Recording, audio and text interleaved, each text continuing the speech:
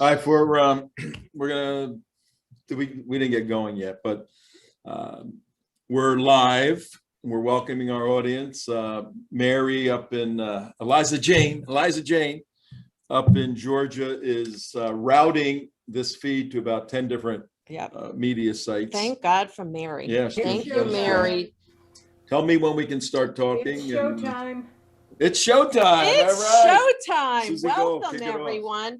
Welcome to the Trento Gold Show, where we are providing you with up-to-date and honest news on the current situation in the Middle East, the war that has been waged on Israel. And that's been since Sunday. There have been 2,500 missiles that have been launched into Israel, far north into Israel, as we enter the 7th day of this war. I am Susie Gold. I'm the co-host, and we have our wonderful, talented, and brilliant host, Tom Trento. We have a lot of people who are working behind the scenes. We have J. Mark. We have Mary. J. Mark works his magic with all of our equipment that we're working on a shoestring budget, and he manages to make everything work properly. We also have Mary, who's out of Georgia, and she's our senior producer. Without her, we couldn't even put this show on. We also have Michelle, who's a co-producer. And we have an intern who we gave the day off, Monte Cristo. We gave the day off like because we've been working nonstop and through the night. But what I wanted to do was recap what we've been talking about in the past week. And this is important information for you to know and for you to share with everybody that you speak to about this. But Israel was attacked by Hamas, and that has to be very clear. The jihadists in Gaza attacked Israel. And even prior to this, the Arabs in the streets were just finding randomly, they found Jews in the streets, they would attack them in groups and singularly, they just attacked them. So the war was already in Israel, where the Arabs already say, and those jihadists say, they claim that they will not end this until the Jews are forced into the sea, and they sing songs that are to the effect of from the river to the sea. So don't let anybody try and convince you that this was about land or anything else. This is about I-24. Yeah. Audio. So what we're going to be Benny Gantz live right now. Yeah, let's listen to this. I-24 is really one of the best news stations if you want to get any current information on Israel. From any organization or institution about our right and duty to protect the citizens of Israel. Just in the last hour, there have been rocket hits in the southern city of Sderot, reports of a 6-year-old girl seriously injured, and also rocket hits in the southern city of Ashkelon. Let's go there right now on our Batya 11th floor. Batya, what's the situation in Ashkelon?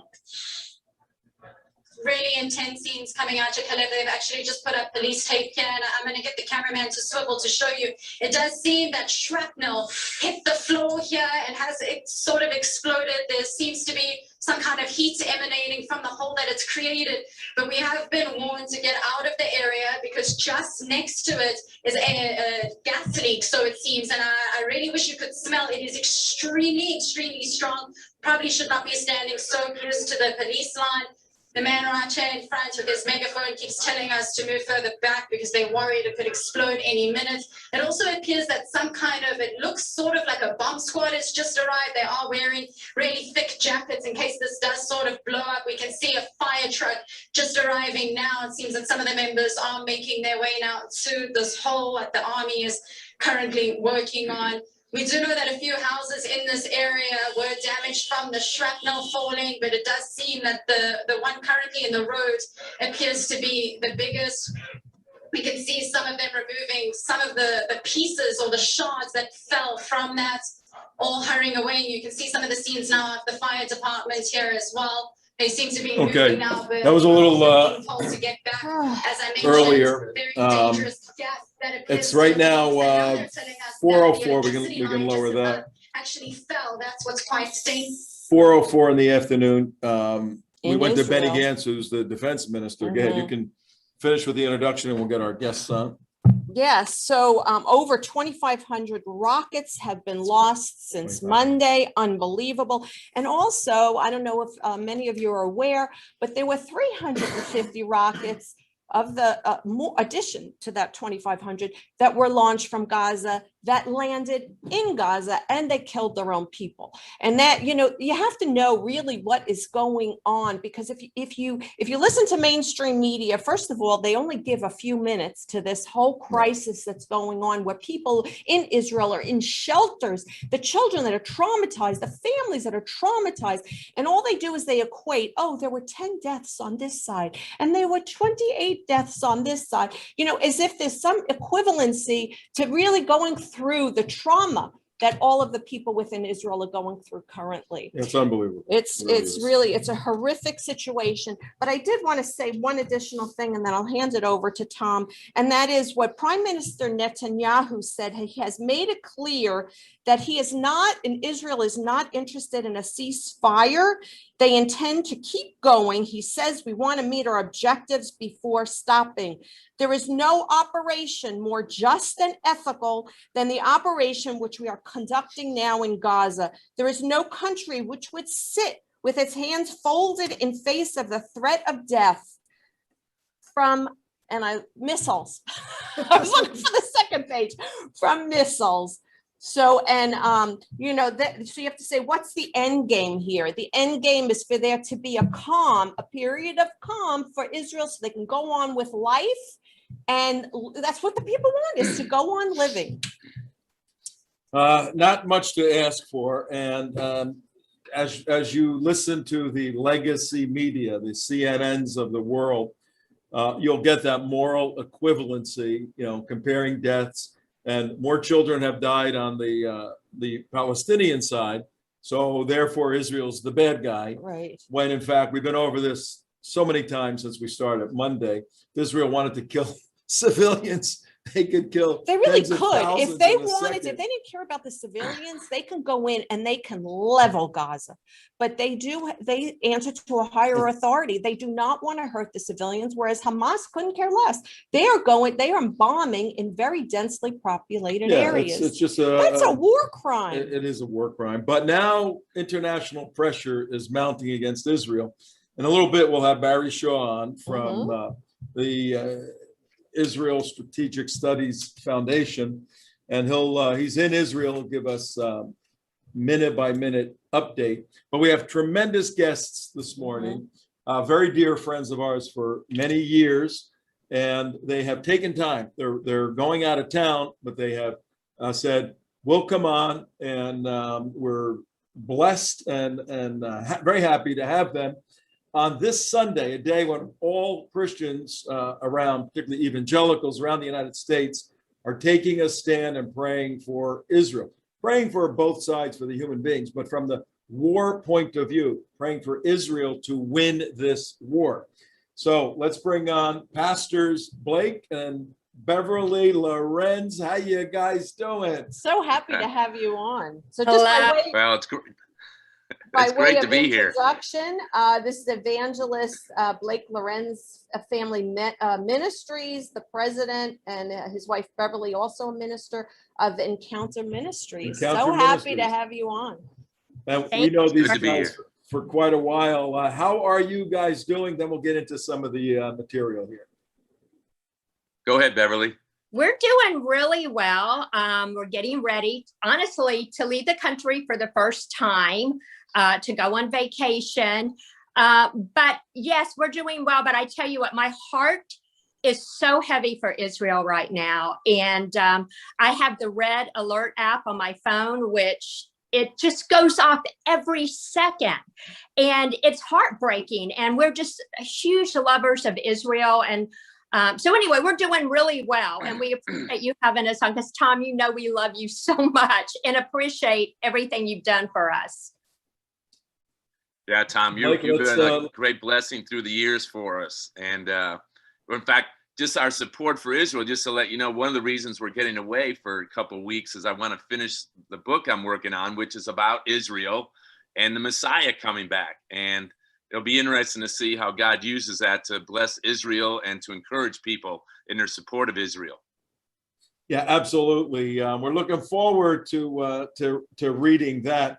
For our viewing audience at 9:10 in the morning, East Coast time, we're live. I'm here with Susie Gold, Jay Mark, Mary up north.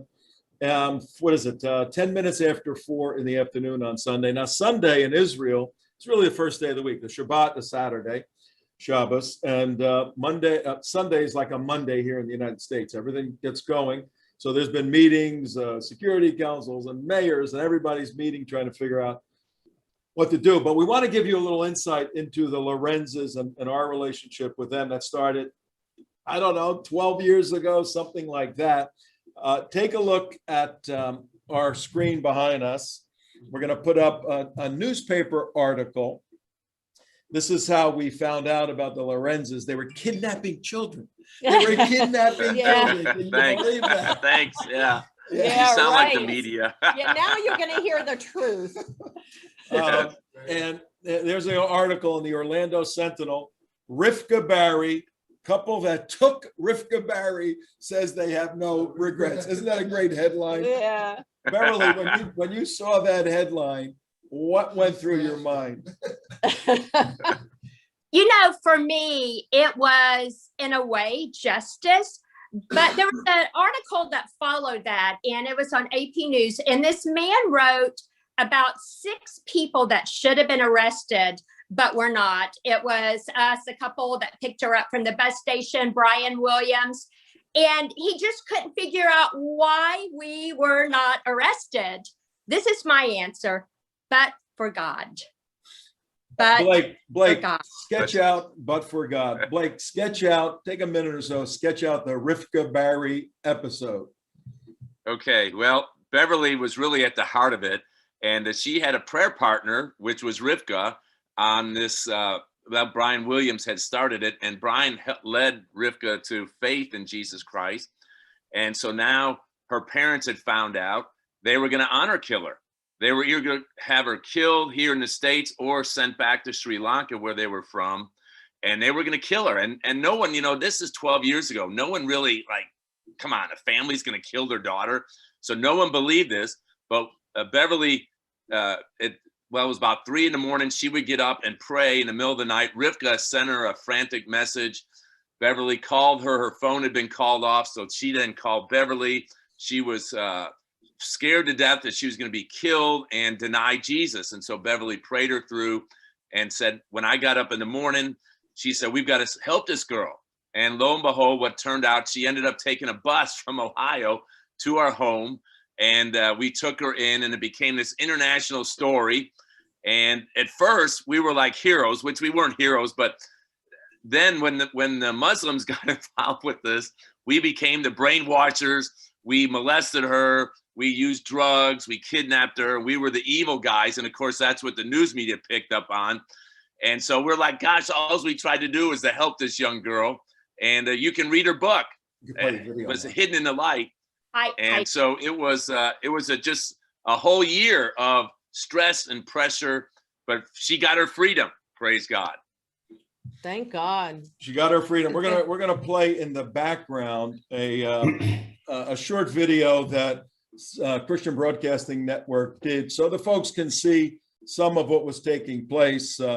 We got John Stemberger, the lawyer from Orlando, involved, and the United West was very involved, and Pamela Geller and Robert Spencer and all of that. Yes.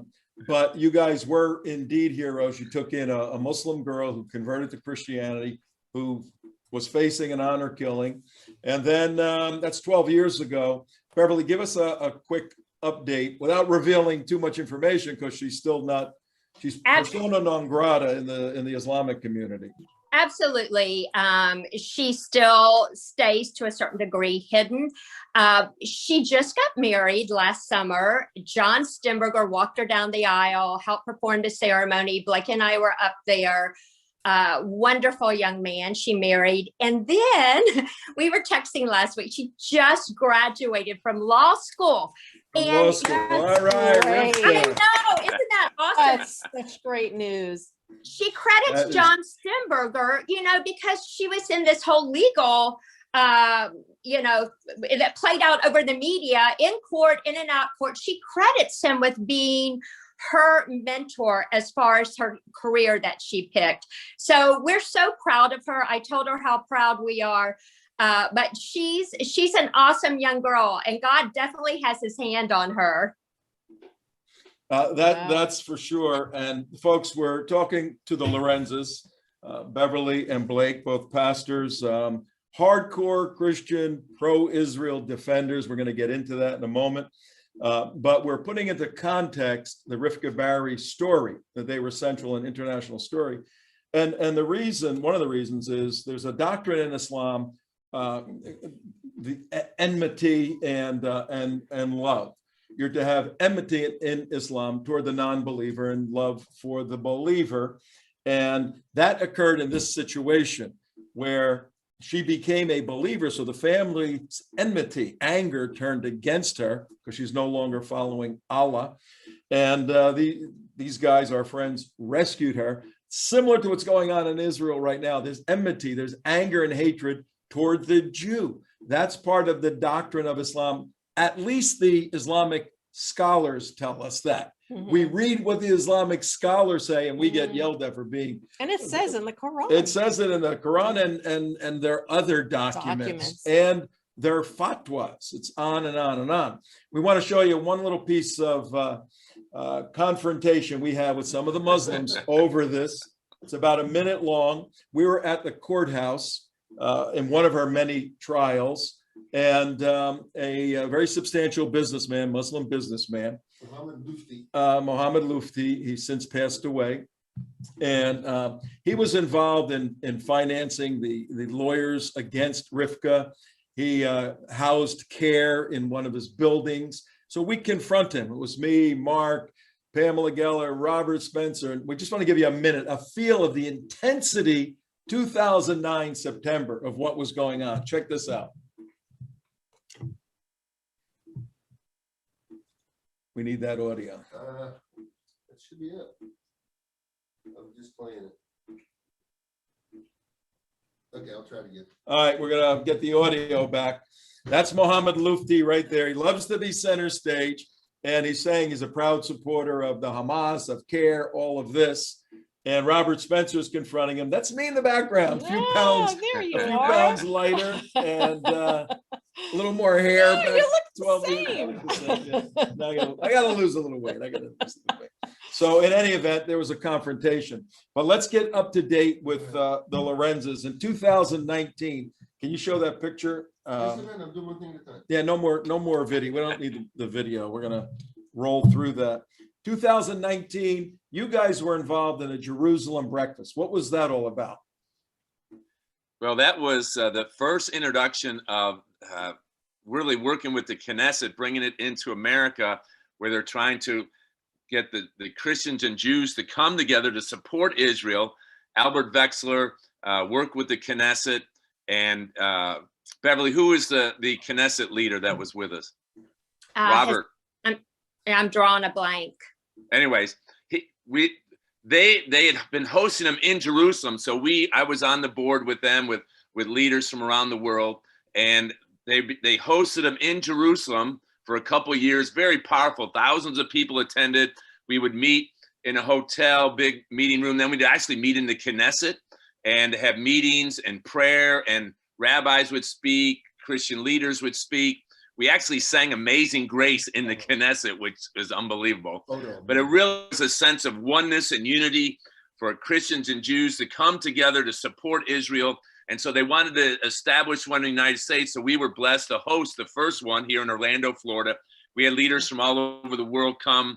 I was there. Ronnie Wexler and I were there. Yeah, you guys were there. Yep. And names are. But the UN ambassador to the US from Israel was there. He was one of our speakers. Who's the congresswoman that helped us out of Minnesota? Michelle Bachmann. Wow. And so it was just a powerful time of, hey, we need to bless Israel. We need to support Israel.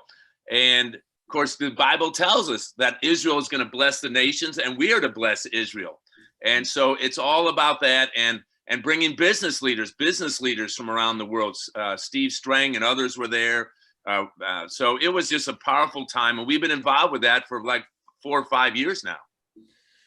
Beverly, tell us about the event in Jerusalem, the prayer breakfast in Jerusalem, where we packed out the facility. We were jammed in, couldn't move. Tell us about that. You know, Tom, I forgot about that because it was so jam-packed in. I went and I sat in the lobby, and what was it? Was it the ambassador from Guatemala? Was that the one, Yes, Tom? yes. And so I listened to him speak. I was so taken. And so because it was so crowded, I went, I'm just going to go get some air and sit in the lobby. And in walks one of our dearest friends, Tom Trento, and his friends. And I'm chatting with him, and I said, I want to meet this gentleman from Guatemala, because he was all about prayer. He knew without prayer, things would not move or be shaken in the heavenly. So he came out, and Tom goes and talks to him, pulls me over, and I got this picture with this gentleman that, in my opinion, is a hero, because they moved the embassy to Jerusalem. You know, Miracle was the first one. And then let me say, we've been going to Israel, I don't know, every year for 10, 12 years, Blake, I'm not sure.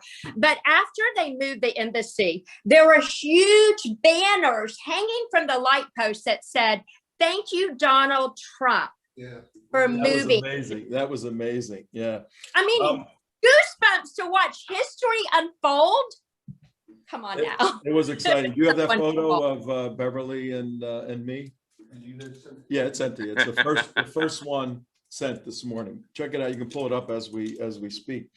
Tom, one of the big, go ahead.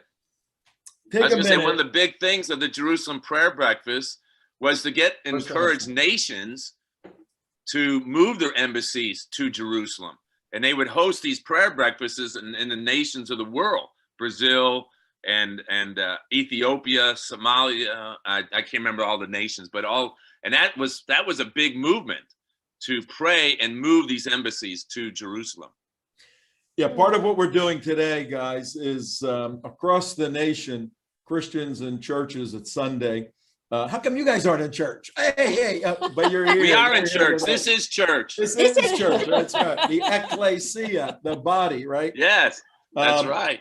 Where Israel's Christians are taking a stand for Israel to show the support for Jewish people worldwide and for the nation of Israel. That's our big idea today. Hang on, we're going to go to Israel right now, and we'll pull that picture up in a little bit. I'll resend it to you, Mark. I got it. You got it? Put that up before we go. Check this out, Beverly. This is a picture I found this morning in putting the show together in the lobby, and it's going up in a minute here. It's got to work. Everything's being contained. All right. Well, we'll bring that in. We're going to go to Israel right now for Barry Shaw. Yeah, And Barry is the Senior Associate for Public Diplomacy at the Israel Institute for Strategic Studies. He's been a frequent guest of ours, and he gives us up-to-date information in Israel. He's actually based in Netanya, which is very close to the Mediterranean, but he is keeping his pulse on everything as he's living in the midst of all of this. good morning, Barry. Good morning, Barry. Happy to have you on again. Good morning, Susie and Tom. Thanks for having me. I want you to meet dear friends of ours, the Lorenzes, Beverly and Blake, pro-Israel pastors here in the United States. Hello, Barry. Strong supporters of Israel, I hope. Oh, Yes. yes. Oh, yes. Oh, yes. Supporters and defenders. Great love. We need you. We need you. Now more than ever. We need you guys too. We're standing strong. Believe me, we're standing Amen. strong. All right, Barry, why don't you give us an overview, a sort of a logistical overview, and then in the second part of the show with you, we'll go into detail about the international community, pressure they're putting on you guys, all of that. Right. I'll just give you some breaking news about what's been happening in the last 10, 20 minutes. All right. First of all, the Israeli Security Cabinet broke up a few minutes ago after a 4-hour meeting. We don't know what they discussed there, except one thing. They did not discuss the ceasefire. The second important thing was something else is happening in Judea and Samaria. And there's been confrontations going on between Palestinian Arab youth people and the IDF. And this isn't yet an intifada, but the Palestinian Authority are reluctant to intervene, especially because of the front running is being headed by Palestinian Hamas. And these two factions are in political and strategic war with each other. You have to remember that Hamas is on the way to winning an election. And that's why Mahmoud Abbas cancelled it. And this is part of the political war, not just that Hamas is having with Israel, but that Hamas is having with the Palestinian authorities. They're in opposition with each other. And of course, what Hamas has been doing with inciting people to riot in Jerusalem and also the rocket war against us is really putting Hamas front and center so far as the Arabs and the Palestinian Arabs are concerned. They're, in other words, making the running of what's happening. Very quickly, because I think we're out of time, there's a couple of other points over here. The United Nations Security Council will be meeting in about an hour. They'll try to tie up Israel's hands, that's for sure. One of the things I want to tell you is that Biden, we have to say over here, has allowed Israel a certain amount of breathing space.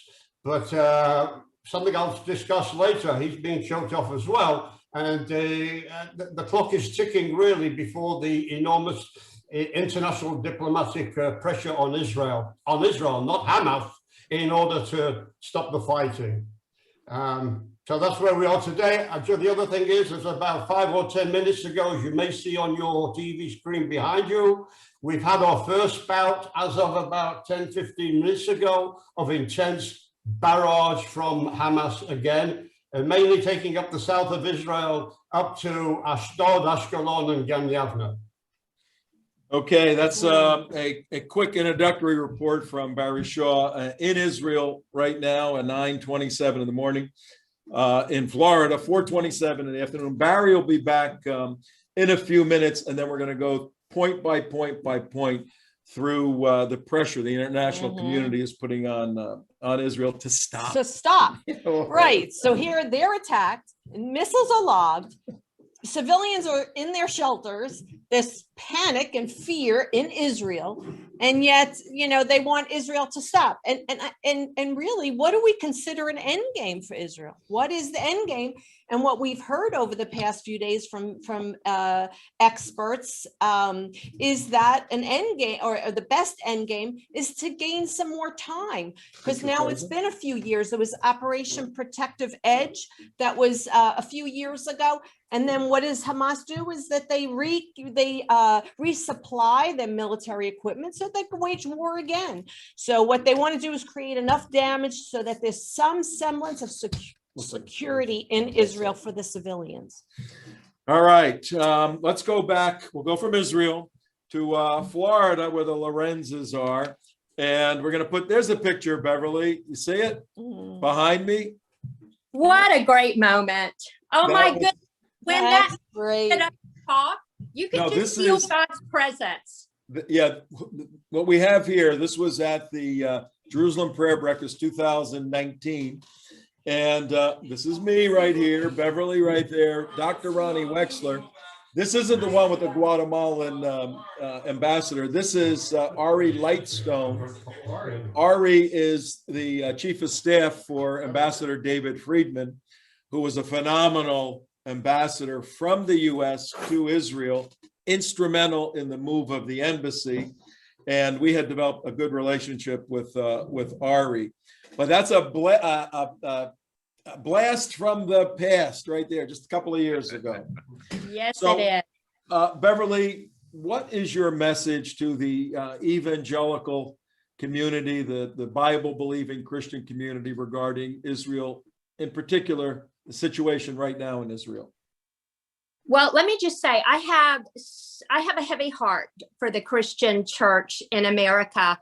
My personal opinion is that the church has been distracted. And, you know, and the word distraction is the word traction. When you get distracted, you lose your traction on the path that God's called you to be on. I feel like we're so consumed with things in America. Should we mask? Should we vaccinate? So many things that we're missing what God really has on his heart. Israel is always on God's heart. So I'm very concerned about the church because it's so divided right now.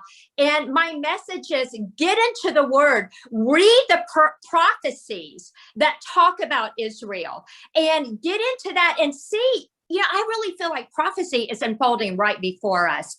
And I just really pray that the church, this is my prayer. I've been praying for the American church. Wake me up. Wake me up, because I feel like we've hit a slumber in America. And I think sometimes until things really get hard, we're not going to awaken and see what's really going on in the world. So yes, my heart is to educate the church. And I also want to add, our attorney, when we went through with Rivka, with Matt Staver, and I love what Matt does. He takes college students until last year with the pandemic. He takes them to Israel to educate them on Israel, because the colleges have been infiltrated with money from terrorists that are dictating how professors should teach, and professors are buying into it. And so, you know, one of the, and I want to add this, one thing that's just been going through my mind lately is Patrick Henry, give me liberty or give me death. And I think we need to wake up and realize our liberties are being taken away. And, you know, we have got to stand with Israel. We have got to wake up and see that there's a covenant that God established with Israel. All right. Well said, Beverly. Now I have a Torah observant Jewish co-host here, and I may have to interpret a little. She's pretty astute on Christian stuff. I may have well, to, I've learned from you. Yeah, I may have to interpret a little to her. But in our little warm up to the show today, you guys have something in common. You have a daughter. Share that that conversation you had. Yeah, you were telling us about your is it your daughter-in-law? My youngest daughter, who is an attorney, and she met a wonderful, wonderful guy. They both are Harvard Law grads, and he's Orthodox Jew. And so she converted, and I want to say it takes 2 years for conversion. So she went through a 2-year process. They are practicing. When we go to their house, I mean, we do Shabbos dinner. You know, every day he's in the Torah. So we understand. I mean, because when we go visit them, we are right along with them. You know, our feeling is we serve the same God. Our differences might be on how we view the Messiah, but, you know, one day we'll understand, or we'll figure out, okay, maybe, you know, you were right or we were right. It doesn't matter. We worship the same God. Right. And that's what we were sharing earlier. I don't mean to interrupt you, but I just wanted to recap what we said a little bit earlier, which is here I am. I am a Torah observant Jew. You know, some say, are you Orthodox, conservative, Reform? The truth is a Jew is a Jew is a Jew. The Torah is the Torah. The Torah doesn't change. It's just a matter of how observant a person is, and do they follow. There are 613 commandments. So are we following, you know, some command? We're not going to follow all commandments, but in fact, they say if you do follow all commandments, I mean, you can live in a cave. But there are quite a few commandments. But I do, you know, as a Torah observant Jew, I do follow all the holidays, and I do keep Shabbat, keep kosher. You know, we could go on and on. However, and of course, we have all Jews should have a very strong connection to Israel, because we dive into Israel in all of our prayers. We pray for the peace of Jerusalem. And every single day, I don't know how many times, but I know it's over 50 times, if not more, you know, much larger than that, that we pray for the coming of Mashiach. And that's really where our differences lie as to who that Mashiach will be. And I say that I am hand in hand with the Christians. We have more in common than not. And here I am sitting with an evangelical Christian, and we together, he's my brother. He is my brother. The Christians are my family. And it's distracting. That's very distracting. Very distracting. She's let her go. But you know what? I have a very strong connection with Kufi, which is, Christians United for Israel, Reverend Hagee. Reverend Hagee's brother is Rabbi Scheinberg, who I had the pleasure of speaking to. And I asked Rabbi Scheinberg, how do you reconcile about Mashiach? Here are your brothers. You are brothers. And he said, you know what? I will be when Mashiach comes, I will be hand in hand with Reverend Hagee, and I will welcome whoever it may be. And that's how I feel about Tom and all of my brothers and sisters that are Christian. We need to do shows on that, because it's very, very important. As a theologian, as a sort of a parenthetical thought, what Blake what Beverly was saying earlier about a heart for the church. The evangelical community right now, many of them have gone over hardcore to the left and taken the gospel, the good news, and supplant it with some sort of social action thing. We ran into this with the election in Georgia. Reverend Raphael Warnock, who's a Marxist, right, Black liberation theologian. Many, many, many dear Black Christians, true believing Christians, voted for him because they abandoned their basis of their belief in Christian doctrine. That's the crisis that Beverly and Blake have identified. I want you to speak to that in a second, Blake, to how we correct that problem. And then we're going to bring Barry back on for the remainder of the show. So good stuff. 9:36 in the morning, 4:36 in Israel. Tom Trento here with Susie Gold, J. Mark behind the machines, Mary up north. If you're just tuning in, we started, when did we start? Last Monday? I think it was. It seems like it's months. I know. The first show we had was Monday. This is 7 days of the war on Israel. This is the 7th day. Started on Monday, but actually weeks before, as they were attacking Jews. But we started Monday. Monday with 9 a.m. broadcast East Coast. And we go as long as we go. Today we're going to stop close to 10. We're going to be here. How long? Who knows? We're going to ask Barry Shaw in a moment how long this thing is going to go on.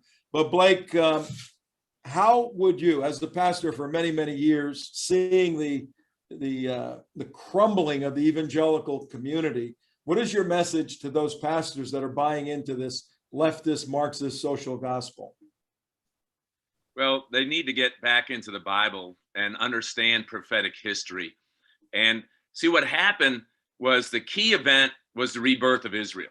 Before then, see, it was easy to dismiss Israel. Well, they're not a nation. God's abandoned them. And of course, that's not what the Bible teaches at all. They are God's people. They are at the heart and soul of the redemption of the human race. And we have to go back to say, okay, 1948, Israel was reborn in a day. Isaiah prophesied that. And then Jesus prophesied that Jerusalem would no longer be trampled by the Gentiles. 1967, the Jews retake Jerusalem as their capital. So all those events have shaken up the Christian church. Now they have to recognize, hey, Israel is at the heart of the prophecy of the Messiah coming. And so we've got to teach them. And when you show them in the Bible, all the prophecies of Israel, of how God is regathering the Jews back to Israel, all the signs are there that Jesus prophesied would be the coming and preparing the way of the Messiah. And so we have to teach them. But it's a battle. The Muslims are doing an unbelievably good job, a terrible job from our perspective, on the college campuses. They are giving them false teaching. They don't even understand the basis of the birth of Israel and why Israel, it's their land.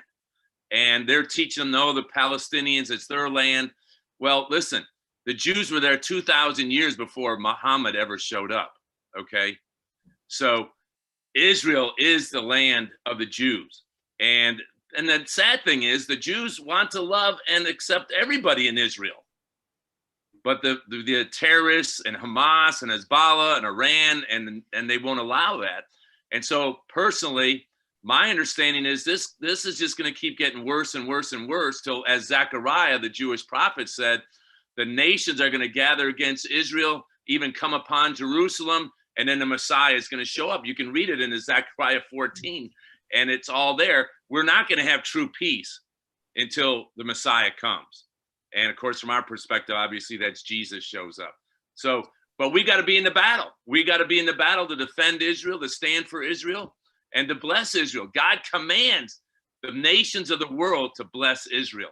And if you don't bless Israel, you will be cursed. You'll become a goat nation instead of a sheep nation, which Jesus says he will separate the sheep from the goat when he comes back. And boy, you want to be in a sheep nation, let me tell you. And America's right on the edge. We're right on the edge. And we're fighting for America to bless Israel. All right. So that's in a nutshell. No, that's tremendous. That's great stuff. Beverly, can you take about a minute and close out the Lorenz segment of our show today? I know you guys got to take off to They have to pack. They got to pack to a well-deserved vacation. That's right. The Well-deserved. plane's not going to wait for our show. That's for sure. Well, first of all, I just want to say thank you for having us on. Israel is so close to our heart. And I do want to add one thing. And I said this, we were interviewed by Fox after we had taken Rivka in, and the interview went around the world. But one thing I do want to say, we are not against Muslims. It's radical Islam that is attacking Israel. You have to separate. This is Hamas attacking. And one thing I didn't realize is CAIR in America, Council of American Islamic, was founded on Muslim Brotherhood and Hamas. So I just want people to realize this is not about a separation. This is about terrorists attacking God's people. So anyway, thank you for having us. It was so wonderful. We love seeing you, Tom. It was just nice being on the show, and we appreciate what you're doing, and we appreciate you educating the world and standing for what we believe in. Amen. Amen. All Thank right. you for coming Lorenz's, we'll Pleasure see you. to Thanks have a lot. you. And Thank you so much. Mark, you're just Yeah. back in time to switch Barry back Yeah. on. We're going to go back to, you guys have a quick vacation, by the Yeah, way. have a wonderful Thank you. vacation. Bless. I Enjoy. love meeting you. Hopefully we'll have Can you I on say again. one thing real We quick? would Real quick. Yes, go ahead. I have a podcast that's on 3 days a week, Monday, Wednesday, and Friday. And a lot of it has to do with the prophecies of Israel and supporting Israel. And they can go to Awaken with Blake Lorenz and listen to all these teachings on Israel. So I just encourage that, because we're right with you in the battle. We're trying to do the same thing as you, educate people to the truth. Send us the link in our material. Is it MuslimBabyKidnappers.com or something like that? Yes. AKA Awaken with Blake Lorenz. That's all you got to do. Awaken with Blake Lorenz. We'll put that up on our website. All right. Thanks, guys. Thank you. Guys, Thank you. Great to meet You guys are awesome. We're wonderful people. Wonderful Yeah. And they're not far from here. Yeah. Just a few hours away. Yes. So we'll have them down here, and we'll have a little. Did get great, together. great work. And Oh. really what they did for Rivka, what they do for so many thousands of people. But, that story about Rivka is unbelievable. It was pretty because, wild. the truth of the matter is these extremist Muslims, they'll kill their kids. They'll kill their families. You have the audio If they for that? leave Islam, All that's a death sentence. What we'll do, I wasn't going to go into it, but you brought it up. So we'll, before we go to Barry, we'll play that 1 minute rumble at the courthouse. We had hours of tape. She's a brave young girl, 12 years old at the time. Also, rocket attacks or attempted rocket attacks on Jerusalem for the first time in 7 years here. And air raid sirens came out. Those were rocket attacks from the Gaza Strip. And those rocket attacks have continued. That was from Monday. this is a So review. that's Let's go back reported. to Israel South and our defense correspondent Daniel. They're showing a review. Yeah, okay. All right, we're going to put our video up from September of 2009, and we'll have the audio this time because Mark found the I forgot to turn the volume. Mark found the recorder where you put the audio up. And so what this is, let me set it up. What this is, we're outside the courthouse. The court was trying to determine, did the Lorenzes get arrested? Is she going to be sent to childcare? She's 17 years old now. So jumping ahead, when she turned 18, we were at the hearing in Ohio, and she was emancipated. And at that moment, she was whisked away and hidden in a private Sure. location. But this is about a year earlier. So CARE was there. This is in Orlando, Florida. And this guy was the center of a lot of activity against Rivka. So here we go. Muhammad Lifti, he was a representative. He was a CARE representative. Also tell that, and he was also a slumlord. But anyway. Yeah. Okay, ready?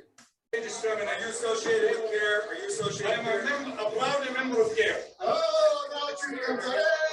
Robert Spencer. That's it, finally. CARE did not convicted of terror-related offenses. The five rabbis, those not spending millions of money and sending money powers for not Muslim.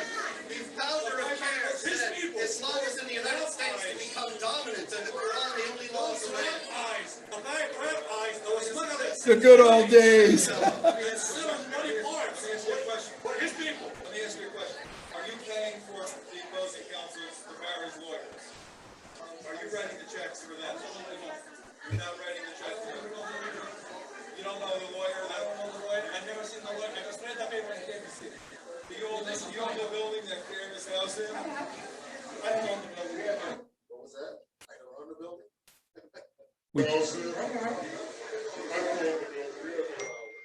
This is Mark's editing 10 years ago. I am a proud member of CARE. Did you meet with the Barry's counsel earlier today? I did not meet with their counsel. We show you pictures. It's not you that's in there. I was asking him. He wasn't. You didn't meet with him, but you were asking him. I was not. You were introducing me. Yeah, he was introducing you, but you didn't meet with him. That's great. That's great. All right, the good old days. Enough of that. I don't know the guy. Never I seen never the guy. saw him, but I was interviewed by him. I was talking to him, If we show you a but I picture, never met him. if we show you a picture, well, he was introduced to me. I know that. So anyway, this is Mark's creative editing back then. Yeah. All right, let's move on. Let's go to. We're gonna extend Great this clip. because Great clip. we want to get all of Barry's stuff in. We're gonna extend a little bit after 10 o'clock. Is that okay with you, Mary? Mary, is that good? Yeah, we're good. We love Mary. All right, let's go back when you want to introduce. Go Barry back again. to Barry, Senior Associate for Republican Diplomacy at the Israel Institute for Strategic Studies, provides us with up-to-date information about Israel. He's from Netanya, Israel, which is along the Netanya is along the Mediterranean, so it's right by the sea. But everything is very close to Israel because Israel's a teeny weeny country.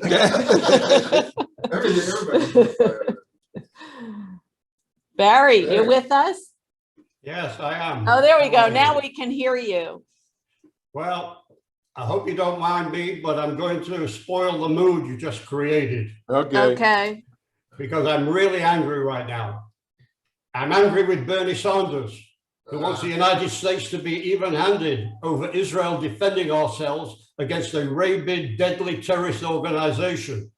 But actually, I want to tell Tom and Susie, in my opinion, Sanders is to the right of Omar AOC Tlaib and a new beauty you've got there in the House of Representatives, Cori Bush, who had the gall to tell the House that she stands in solidarity with Hamas resistance.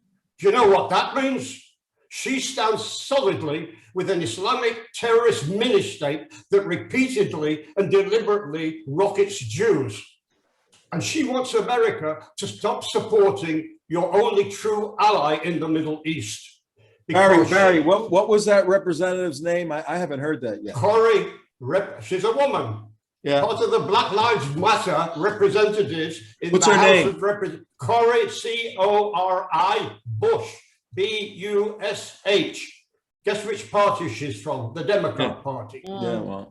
Crazy Black Lives Look Matter it up activist. and play the video and you'll understand word for word. I am quoting her words. Yeah, She we're looking says at it in now. her own words, she is anti-war, anti-occupation, and anti-oppression and trauma. Does this Cori Bush know exactly how Hamas got to control Gaza in the first place? They didn't control it from Israel. Israel had given the Gaza Strip to the Palestinians as a gesture of peace. And instead of allowing the Palestinian authorities to take charge as a gesture of peace, they opened up a bloody civil war against the Fatah PLO Palestinian Authority. Those they didn't drive out, they killed, and they throw them off rooftops. That is not exaggeration. They actually did that. And this was a result of a previous election, by the way. So this is what happens when we gave up territory in the name of peace. We were not occupying Gaza at that time. And now she speaks up as Hamas initiated a 3,000 rocket war against the Jewish state, an unprovoked war from us. And they're screaming about us all the time. She's a real beauty. Now, she's not the only one. You've got another one in the House by the name of Jesus. You have another Democrat representative in the House called Jesus Choi Garcia. This guy is an ignoramus. He stood in Congress and he talks about the evictions in West Jerusalem. He doesn't know anything about it. If he was talking about Sheikh Jarrah, which was originally Shimon HaTzedek, he'd know that he doesn't know his east from his west. And he doesn't know that the properties are Jewish owned and have been for a century. This has got nothing to do with occupation. So these Democrats are now both in the House and also in the White House. And one of the things that they said, that the Arabs have said, the terrorists have said, is that they will destroy America from the inside out. And here we have Jew haters, anti-Israel, Congress people, senators, right within the United States, and they are voting against Israel. And you know, you can't, the dichotomy, the difference between the Trump administration and the Biden administration is clear. And those that are within Congress, it's very clear that how hateful they are towards Israel. Mark just found Cori Bush's video that Barry's talking about. Good. Let me know when it's ready. Yeah. In the meantime, I haven't heard this yet, so I don't know what to expect. Yeah. You know what's interesting, Barry? You found this before we heard about it, and it ain't getting any play in America, that's for sure. And that's the problem, is Barry, is our mainstream media, they aren't providing accurate information for Americans to make good choices when it comes to elections. You know, they paint a very different picture. So, and we're having our own crisis here. That's why you need me in Israel, to tell you some of the truth you don't get there in your own country. Amen. Right, right. Amen. And we constantly have I-24 on, because that's where everyone is going to get accurate reporting on what is happening within the Middle East and specifically within Israel. Great. Well, what I'd like, with your permission, Susie and Tom, on this program, I would like to ask, in fact, demand that your followers, and I know you have a very strong followers who follow everything you say, I want them to become proactive activists for Israel by taking some of the truth and facts and repeat it to everybody, even your elected representatives. Spread it in your lying media and get the word of truth out. I heard your theologians, I was impressed with them. I want to tell them they're the sort of the people who do speak out on behalf of Israel. But I want your viewers to be more proactive about these people, even the people in your House of Representatives who lie, who take the truth and then spin sort of false fake news. For instance, this Democrat, Jesus Garcia, where he was saying that we were responsible for the hostilities and the violence on the Temple Mount, the Al-Aqsa Mosque. We were provoking the violence. You know what happened on the Al-Aqsa Mosque? Hold that, Barry, hold that issue for a moment. We're going to go to the video of Cori Bush. She's from Missouri, you know, which is a pretty conservative place, Missouri. This was 2 days ago. We're going to listen carefully to what she says, because the title here is, as Israel's attack, Democrat Cori Bush says she stands in solidarity with Hamas resistance. Oh my! Unbelievable. Word by word truth from Let's listen. Let's listen up. That's what we fund when our government sends our tax dollars to the Israeli military. St. Louis sent me here to save lives. Bassem's loved ones and his community, our St. Louis community, sent me here to save lives. So that means we oppose our money going to fund militarized policing, occupation, and systems of violent oppression and trauma. We are anti-war, we are anti-occupation, and we are anti-apartheid, period. If this body is looking for something productive to do with $3 million, instead of funding a military that polices and kills Palestinians, I have some communities in St. Louis City and in St. Louis County where that money can go, where we desperately need investment, where we are hurting, where we need help. Let us prioritize funding there. Prioritize funding life, not destruction.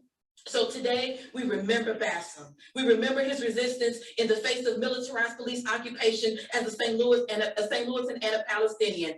We lost him to a health crisis, but we remember his words today. Until all our children are safe, we will continue to fight for our rights in Palestine and in Ferguson. We stand with you in solidarity. Thank you. Imagine that. And there she Well, is. as a Hamas fighter. Yeah. We stand with you in solidarity. Thank you. Talking about Hamas there, but this headline she actually mentions Hamas. It's probably another video where she spoke another time. We don't need that. All right, so we got crazy people who get elected to Congress. That never happens in Israel. What we had learned earlier this week when we talk about the squad, which is actually enlarging, but when they keep saying, oh, the squad, we know who's included in that: Ilyar Omar, AOC, and who are the others? Presley, and Rashida Tlaib, Ayanna Presley. Yeah. Yes. And this one, she's part of it where too. does the word squad come from? Is that right out of the Marxist playbook where it says create for yourself? It says in the Marxist playbook, create for yourself a squad. Yep. So we have a whole Marxist Islam connection. They have merged forces really to destroy America and also to destroy Israel. So, and here's more. We could add her to the list, Bush to the list of those in the squad. Hey, Barry, we want you to speak to the larger issue right now. We can get to the Temple Mount also. The larger issue of international pressure. Before we came on the show, we checked with Al Jazeera, who, by the way, lost a building yesterday. I want you to comment on the Al Jazeera building where the AP was and the antenna, all of that. The whole building went down. Building. But what's the deal with the international pressure? Where's Israel's leadership? Who is Israel's leadership? And what's going to happen? Yeah, okay. Well, let's start about the building you said came down. And you mentioned Al Jazeera. I want you to know that I just shot off about an hour or two ago a official complaint and response. I have a copy here to a guy called Mr. Pruitt, who was the CEO of the Associated Press, right? The reason I said that, and this is, again, one of the ways I want your people who are listening to this and watching us over here to be more proactive, because I want to put it in context. Mr. Pruitt, the CEO of Associated Press, put out a release saying, and I'm going to quote here, "We are shocked and horrified that the Israeli military would target and destroy the building housing AP's bureau and other news organizations." And I asked him why his organization and the foreign press were paying rent to an Islamic terror organization because Hamas owned the building. Why he criticized us and not his landlord, who was operating a military intelligence and development offices in the very building that he was sitting. I asked him if he was aware of the rules and laws of warfare that made that building a legitimate military target. Neither did he make a statement confirming that the IDF gave adequate warning to everybody, including our Hamas enemy, to vacate the building before we target it as a legitimate military target. And I also accused him of lack of professional honesty and integrity, a virtue, quite frankly, Tom, that's been singularly lacking by the foreign media as it embeds itself with those who initiate a war to kill us and then complain about us when we target our executioners. And I close by giving him and all the foreign media a piece of advice. Next time you want to rent an office, make sure it isn't owned and your landlord not a terrorist. There you go. Great advice. Pretty good advice. Yeah. I heard this morning, Susie, that the United States wanted to know about knocking a media building down. Right. And the Israelis shared, most likely there's a US contingent in Israel. Most likely I don't think they mailed any information to Washington.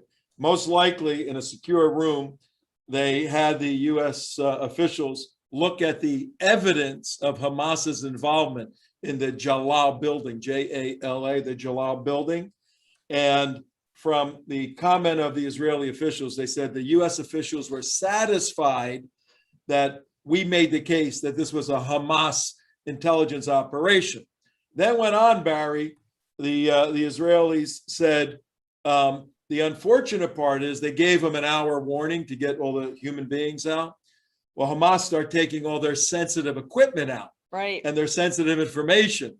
So the stuff that was being used to propagate the war against Israel was saved, but Israel said that's the decisions we have to make to not kill human lives, even though they may not be innocent. Right. Unbelievable situation. They go to every extent to preserve life, whether it's on the Israeli side or on their enemies, wherever they may be, and certainly within Hamas along the border. A lot of those Arabs that are put there, they're put there for the cameras so that you could see. And we have footage of some children and people that are putting paint on their face, red to look like blood, just all for the cameras, look like they're wounded, look like they're hurt. And the cameras love it, just like what was up with that Congresswoman Bush, a picture of a little kid crying. Let's take pictures of what's going on in Israel from the instigators, from those that started this war and who want to ensure that the Jews go from the river to the sea. They want to destroy kill all Jews. And it's happening here. It's happening here in that there are rallies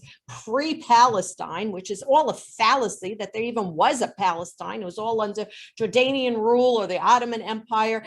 And, but they propagate these lies and they're out in the streets now. And don't think you're safe here. They are. They're all over the streets in Don't America think you're right safe now. here. We're not safe here. In fact, one of our fellows from the United West, Alan Kornman, Jewish fellow, went to a Nakba rally yesterday in Orlando, Florida, about 3 hours from here.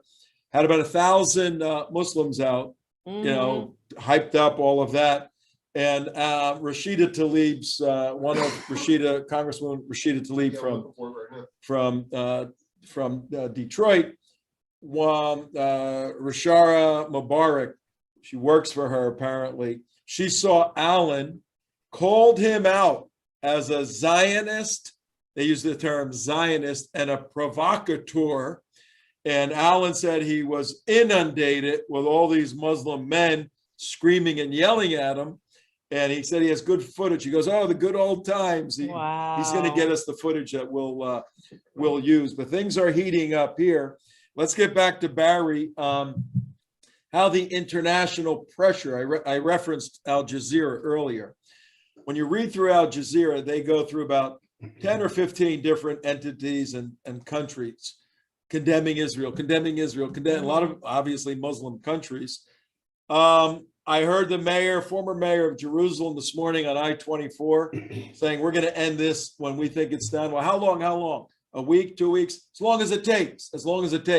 In reality, Barry, where is this going? When does it end? Right. You're right, Tom.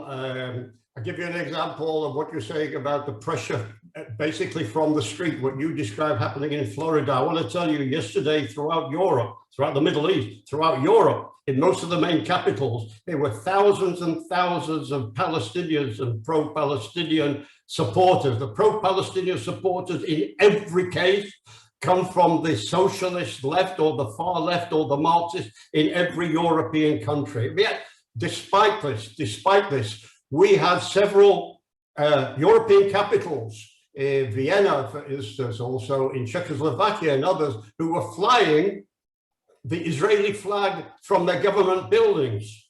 That's pretty cool. Right now, we have about 80% of the countries that we have spoken to supporting us. And some of those, as I said, are flying flags. But the foreign media, the ones especially in Gaza, the ones who are either intimidated by Hamas or in cahoots with them, and there's no third way with them, they're going to be the ones in the next 2 or 3 days who are going to be coming out and indoctrinating you people over there and in other countries with an emotional false narrative. And a couple of clues I'm going to give you and your viewers, and you'll see, Tom, in a week's time whether Barry Shaw was right or wrong. You can tell it's fake news by the scenes you're going to see. They're going to be showing you weeping, elderly Arab women dressed in old traditional Arab garbs. The other two signs I want to tell you about, they will be showing you rubble. And I promise you this in advance, this is my premonition. In every scene, you will see on top of the rubble a carefully placed child's shoe or a little kid's bicycle or a teddy bear, right?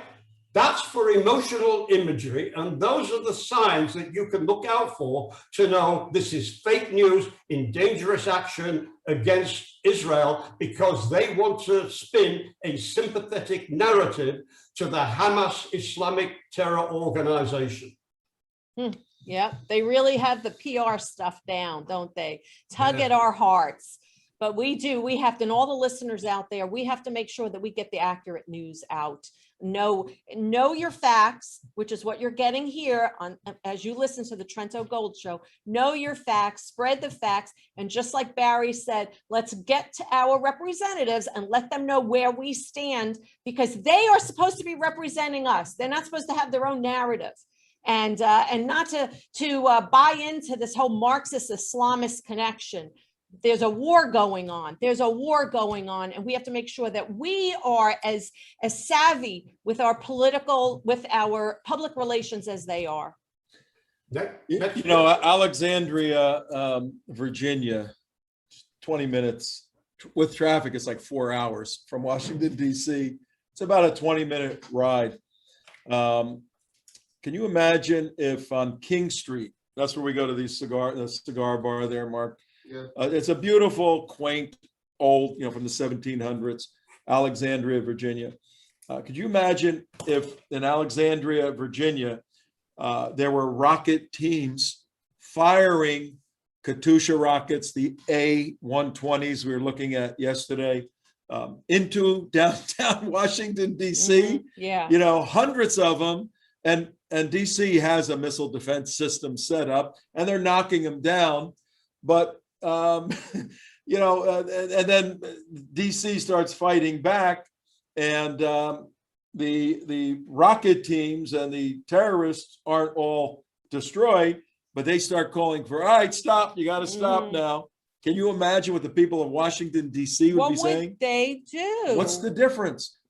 No matter how you want to figure out how this battle started, the missile part started with missiles flying from Gaza into Israel.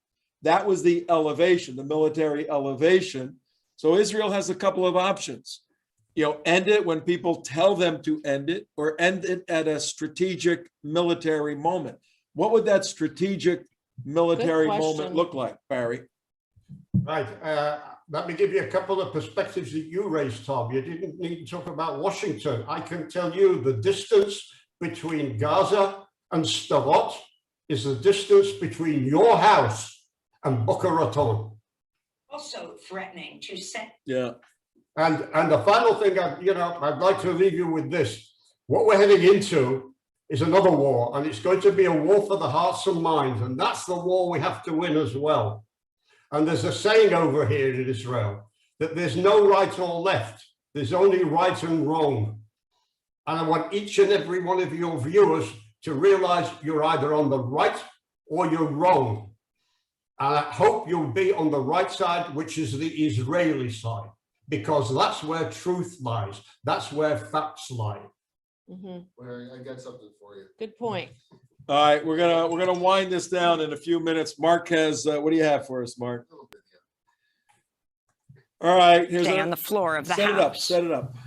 What is it? I am the only Palestinian American member of Congress now, and my mere existence has disrupted the status quo. I am so personal for me. I am a reminder to colleagues that Palestinians do indeed exist, that we are human, that we are allowed to dream. We are mothers, daughters, granddaughters. We are justice seekers and are unapologetically about our fight against oppressions of all forms. And colleagues, Palestinians aren't going anywhere no matter how much money you send to Israel's apartheid government. If we are to make good on our promises to support equal human rights for all, it is our duty to end the apartheid system that for decades has subjected Palestinians to inhumane treatment and racism. Reducing Palestinians to live in utter fear and terror of losing a child, being indefinitely detained or killed because of who they are, and the unequal rights and protections they have under Israeli law. It must end. Yeah, I think I'm going to throw One up. of Israel's most prominent human rights organizations, B'Tselem, has declared Israel an apartheid state. Human Rights Watch recently recognized it too. This is what Palestinians living under Israel's oppression have been telling us for decades. I have been told by some of my colleagues who dispute the truth about segregation, racism, and violence in Israel towards Palestinians that I need to know the history. What they mean, unintentionally or not, is that Palestinians do not have the right to tell the truth about what happened to them during the founding of Israel. They are, in effect, as Damon told us yesterday, they erase the truth about ethnic cleansing of Palestinians in Israel, that some refer to as the Nakba, or catastrophe. As Palestinians talk about— I think that's enough. We know what the truth is, and that is the furthest from the truth. From a communications point of view,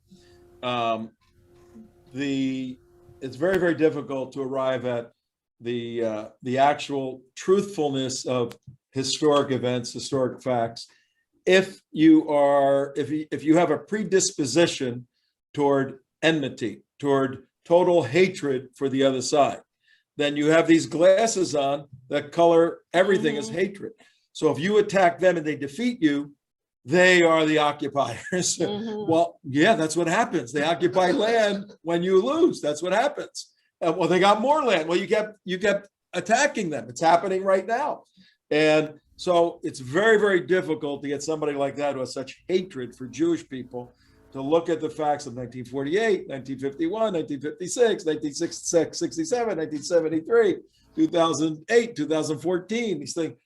And the other thing is it's over 70 years. Wherever those people live, like whether it be in Jordan, whether it be even Arafat he was born in Egypt, you know, but it's like, you know, wherever they live, it's 70 years. There's no people that were considered refugees for this long a time. You know, it's this they want to keep this war Well, how does she going account on. for and Barry has seen it because he lives, we've seen it, how do you account for the Israelis and the Arabs, Christian Arabs or Israeli Arabs living together? Right, they live there. They live there together. And these else. Ethiopians talk about apartheid. Yeah. They brought black people from Ethiopia, from Abu Dhabi, flew them in the middle of the night and brought them into Israel. And you know, here you have 4 Arabs that serve in the Israeli Knesset.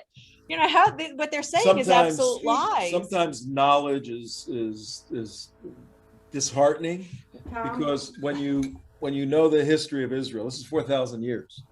It's been every group of people from the Midianites, the Assyrians, all always attacking Israel, always up to Hitler, you know? And then finally, as Blake said earlier, a reconstitution, that was a big thing in my becoming a Christian. When I saw the prophetic timetable of Israel regaining a homeland, no one's ever done that. And you know, a nation has never done that. That's right. And I went, whoa. And revive the language. This book has to be something to it. And you see all those things. The attacks haven't stopped. And as Blake said, they're not going to stop until the end. No. So what we're going for is momentary peace. 10 years. And 12 that'll years. be that. Maybe that's the answer to your Yes, question. Mary. Yeah, if I could just add a comment, she tearfully said that their mothers are just so fearful of losing a child. Well, then I suggest stop putting them on the front lines of the war. There you go. That's right. They put their children where they can get the most damage to get them and be killed in front of the weapons that are coming at us. Why don't they protect their children? It's a theological and cultural honor to give, to I understand that. to send your kid to be a shahad. Right. Then don't and stand up die. there. And die. And don't stand up there and say, oh, we're so scared our children are going to be harmed. Really? Everybody's got to remember, this is the same woman that when Trump got elected, she said, we're going to impeach the mother effer in front of her little 10-year-old son. Right. We're going to impeach the mother effer, in front of her little son. She's a nutcase, but she's got some but she got a platform and she has a microphone. And she's got people voting for her. Right. And she got reelected. And also the core essence of all this is her total loathing and hatred of Jewish people. She's a complete, total Hitler hating type. Yes. And that's the core essence of her, is her hatred of Jews. You talk about racism. Oh my God, she's a racism on steroids as far as against Jews. I mean, Of history to serve their own purpose, which says get rid of the Jews from the river to the sea. All right, we got a couple of questions for Barry, and then we're going to close this show out today. Tomorrow, you want to be here tomorrow, 9 a.m. East Coast time, 4 o'clock Israel time. Yeah. We have General Jerry Boykin, who served in one of the founders of Delta Force, served in the Army for 35 years, one of the commanders. He's a pastor, evangelical Christian. We have Eric Steckelbeck, who is on-camera reporter for Christian Broadcasting Network, usually in Israel. In fact, he's on his way to Israel, but he's coming on the show. And we have David Horowitz, who couldn't work out his computer the other day. Yeah. David is a Jewish scholar, former Marxist. So tomorrow we're going to talk about the Jewish Christian component. We're going to look at the military element. We're going to look into Israel too. And then later on in the week, we have some very interesting guests for you. We'll be here as long as this war goes on, and it is a war. Barry, a couple of concluding questions. We have unrest here in the United States. We have a couple of rallies planned. We're going to have one this coming Friday in Florida, and this coming Sunday, a week from today, in Fort Lauderdale, pro-Israel rallies. But the street in Israel was where the demonstrations yesterday, Nakba demonstrations, a high point, or is the intensity of the Arab protesting nationwide continuing? And if so, what's taking place to slow it down? The violence there is still going on, but greatly reduced because the police have been beefed up. You might find some sort of comparisons here with America. Over here, we want the police. Over here, we want the security people to keep our neighborhoods safe. So the government has beefed up the local police force that were inadequate in number in order to cope with the riots and everything that were going on. We brought in the border police and we brought in other things as well. And now it's being controlled in a major way. Lots of people have been arrested. Lots of people are going to be charged. It's tamping down over here, but we still need a dialogue. And still, sadly, I was on your show, Tom, and Susie a few days ago, and I implored the Arab members of the Knesset, the ones who were voted to represent the Arab street, to speak up. Now, I understand there's some quiet talk going on in the background, but they should be on TV, on national TV, and speak even in Arabic to tell them for the need for peace and quiet in order to advance the prosperity and integration of Israeli Arabs into society. And that should be done together with the Israeli Jewish members of the Knesset as well. This is the one element that is lacking, and one that is seriously in need. I want to tell you, throughout the pandemic, there was a far more meeting between the majority of the Israeli Arabs and the majority of the Israeli Jews, because we were meeting the nurses, the doctors, the people that worked in the pharmacies, who were usually from not usually, but also from the Arab communities. And the dialogue there was very positive and very welcoming. And it shouldn't be spoiled by a few hooligan hotheads and extremists on either side. All right, very, very good point. I'd like to ask a question. Hey, Barry, what's going on with Lebanon and Hezbollah? Anything? And why, if they're not doing anything, why are they not doing anything? Because I thought they'd be jumping in by now. Was that addressed to me? Yes. Ah, okay. We had a little incident yesterday where a number of people tried to infiltrate into Israel, but they were caught by the IDF. I don't think they were arrested and brought into Israel. They were sent back into Lebanon. We also had an incident this morning, in which a couple of Arabs coming into Israel from Jordan were stopped at the checkpoint, and they were found to have multiple knives and weapons in their bags. So they were going to come over here to join in the FAG as well. One of the points that has been mentioned over here quite frequently is how, in a sense, fortunate that Israel was, but it's not fortunate because we took steps, that Hamas didn't have the sophisticated and the precision rockets that Hezbollah has in Lebanon. Had they had that, their firing could have been inflicting infinite damage in the heartland of Israel up the narrow coastal belt and also into Ben Gurion Airport. But if we had had if they had had the weaponry that Hezbollah has had, it could have been fatal over here in a major degree. And Israel really has a problem of what to do with the weaponry that are buried under houses in southern Lebanon. They have about 120,000 weapons, rockets, missiles supplied by Iran. Some of them far more accurate and sophisticated than the ones that Hamas have. Why hasn't Hamas attacked? Was the question. If they had, why Hezbollah? I mean, Hezbollah. Why hasn't Hezbollah attacked? That's a question it's been discussed behind closed doors in security committees and things like this. And the decision is not to open another front with Lebanon right now. That is also a destroyed state in which Hezbollah basically runs Lebanon. But this is something that the international community haven't done. There are United Nations presence, not that they're effective, they're there as observers going on, but they don't really bring their report, an honest report, to the United Nations. It's an issue that ought to be brought to the United Nations, not that we can trust the United Nations to take any measures. As I mentioned earlier in the show, the United Nations Security Council is going to meet in about an hour's time to discuss what's going over here. And you can be sure that it's going to be Israel that will be taking the blame so far as the United Nations are concerned. Barry, I just got a report.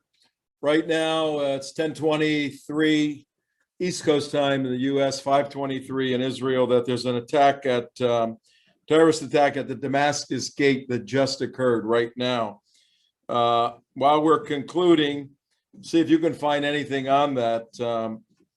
But Jerusalem Jane just reported on that. She's right down in Jerusalem.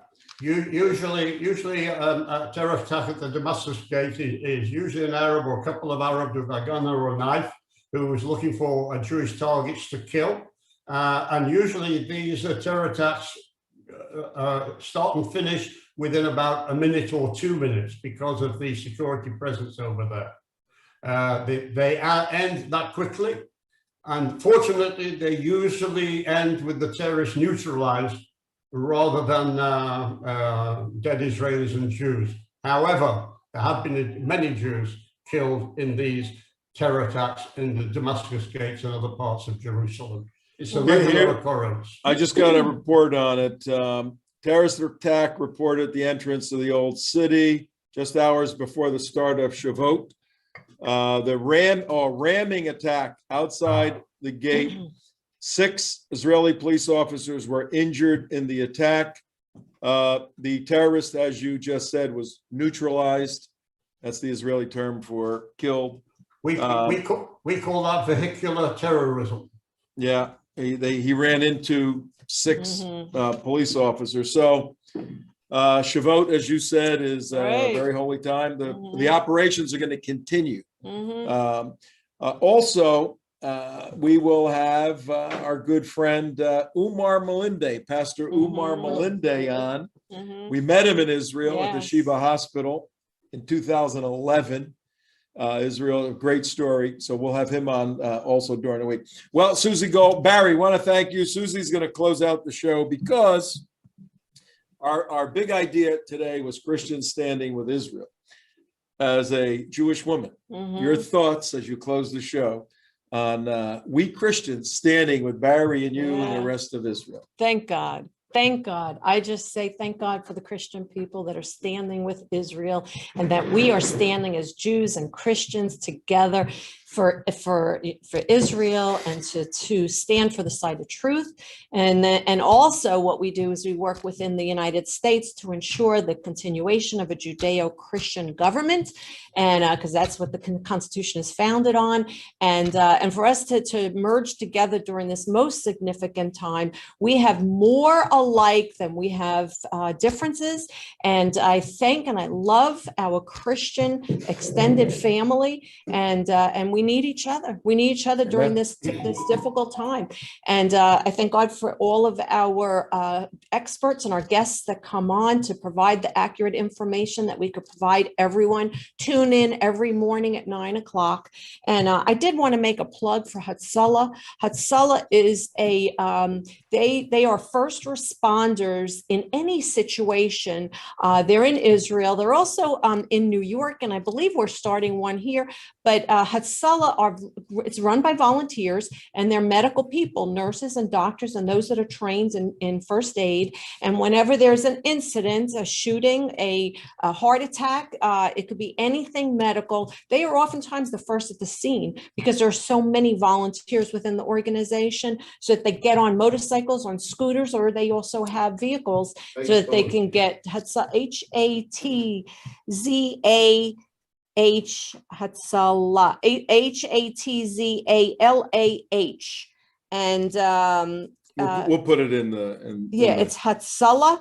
I do have a email address. It's Linda at Hatzallah, HATZALAH.org.il. IL is always for Israel.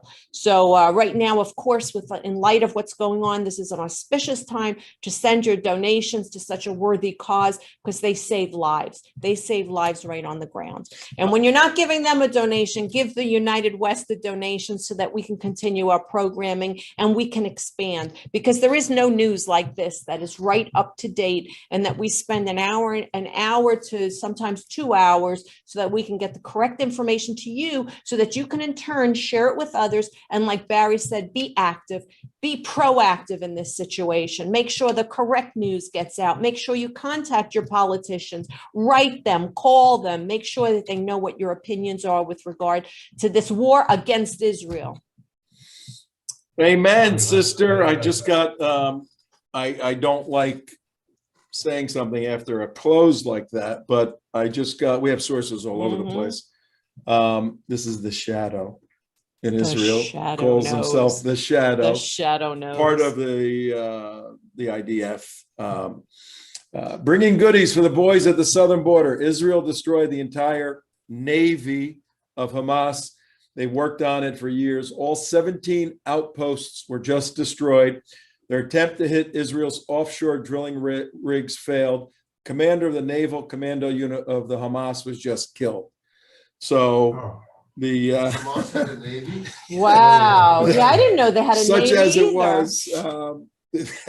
So their navy doesn't exist anymore. Wow. All right. Anyway, Wow. on that good note, we will close out the show. Yeah, Thank you, everybody. Thank you all for joining Barry, us. thank you very, very much. As always. As always. We'll be back to you. Mary didn't go to Mary, church we today. love me. Oh, This is her man. church. And we'll see everybody tomorrow. Good show. General Jerry Boykin, Eric Steckelbach, David Horowitz, 9 o'clock tomorrow morning. See you. 9 o'clock, everybody. See East ya. Coast time.